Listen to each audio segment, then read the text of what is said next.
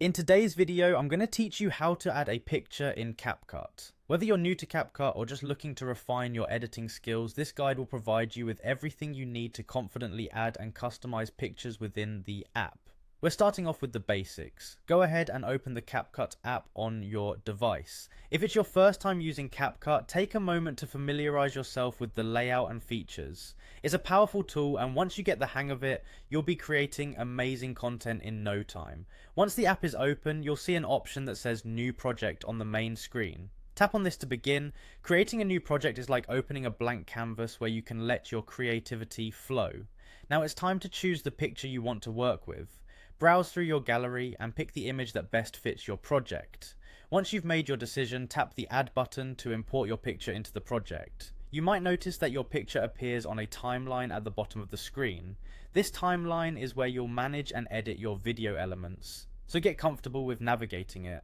With your picture imported, you have a variety of tools at your disposal to customize your image and enhance its presentation. You can tap on Edit to adjust the basic properties like brightness, contrast, and saturation.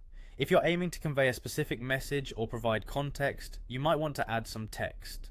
Tap on the text tool to insert words directly onto the image. You have a range of fonts and styles to choose from, so feel free to play around until you find something that suits your style. If you're looking to elevate your project even further, explore the effects tool. With this feature, you can experiment with different filters and overlays, adding a unique touch to your picture. Whether you want a vintage vibe or a modern splash, the effects can help you achieve just the right look. Once you're satisfied with how everything looks, it's time to save your work. In the top right corner, you'll notice an export button. Tap on this to start the exporting process. Capcut will render your project and save it to your device, ready for sharing on social media, with friends, or for personal keeps. And there you have it.